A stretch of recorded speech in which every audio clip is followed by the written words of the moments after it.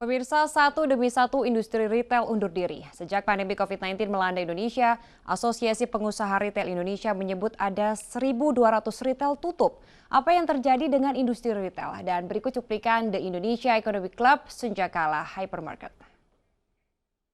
Begitu kita dengar kabar tanggal 25 Mei, kita dipanggilin seluruh karyawan, kita meeting online dengan bos kita yang dari Delipan Hong Kong.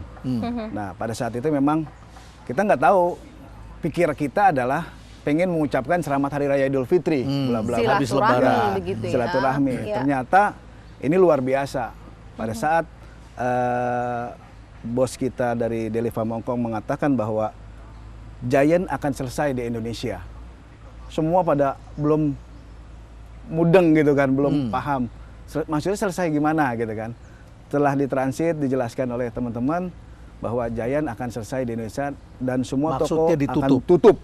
Perkiraan rugi labanya atau cash flow-nya sudah negatif, tadi kita pikir tentu harus segera dihentikan gitu kan operasionalnya kan. Banyak pertimbangan yang kita lakukan tentunya. Yang berikutnya adalah tentang bagaimana kita mengoptimalkan gerai-gerai yang sudah ada begitu kan, dibandingkan dengan kalau memang ternyata 5 gerai yang tadi atau mungkin Giant sudah memikirkan langkah yang tepat untuk menutup keseluruhan operasional, pasti ada pertimbangan yang kemudian mereka mungkin ya mau mendorong brand mereka yang lain gitu. Penghentian operasional pun itu bagian dari sebenarnya strategi juga dari perusahaan mengendalikan inventory. Kalau di retail ini kan inventory ini is a king gitu, jadi kita harus mampu mengendalikan inventory karena uangnya ada di sana kalau saya ngomongnya yang simpel gitu. Kita melihat kesusahan itu mulai di 2015 sampai 2020. Jadi sudah berapa tahun itu ya? Kira-kira 5 tahun, 6 tahun gitu istilahnya. Dan ini bottomnya. Ya, mudah-mudahan kita bisa recover lagi di sana. Jadi semua format akan kena di sana. Jadi ini bukan masalah soal online, offline, minimarket, supermarket, enggak. Semuanya drop. Pemirsa, Kementerian Agama Republik Indonesia resmi membatalkan keberangkatan jemaah haji tahun 2021. Hal itu dilakukan lantaran pandemi COVID-19 yang belum mereda.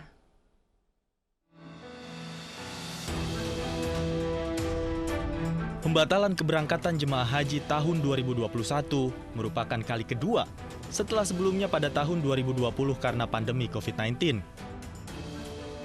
Terkait keputusan ini, Menteri Agama Yakut Khalil Qomas mengaku telah bertemu dengan Presiden Joko Widodo dan membahasnya dengan Komisi 8 DPR RI.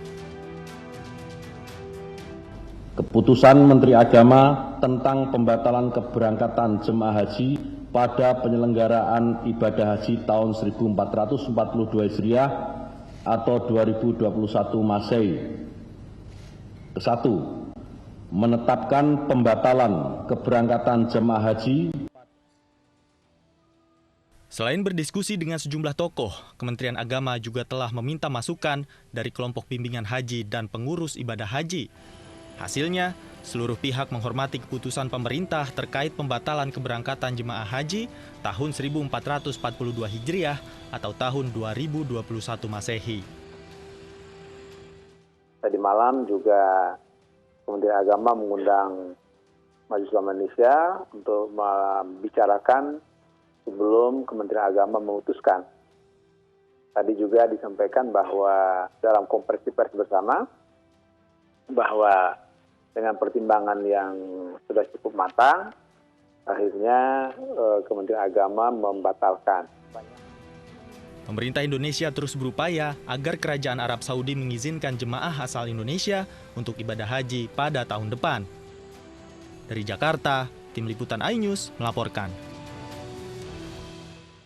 Dengan orasi ilmiah berjudul Masyarakat Maritim 5.0 dan Ancaman Keamanan Maritim Digital, Laksamana Madya TNI Profesor Dr. Amarullah Oktavian dikukuhkan sebagai guru besar tetap Universitas Pertahanan.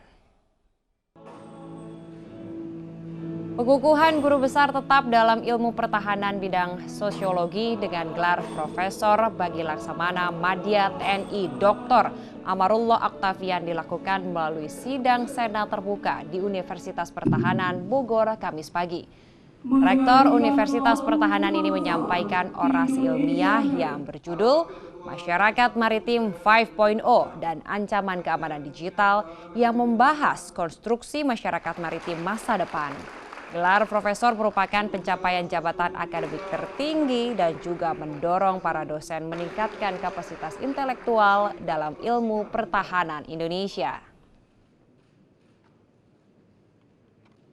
Guru besar dalam suatu prosesi sidang senat terbuka merupakan salah satu kehormatan bagi universitas di seluruh dunia.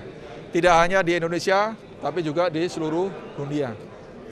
Ini merupakan kali ketiga Universitas Pertahanan Republik Indonesia mengukuhkan guru besar ilmu pertahanan.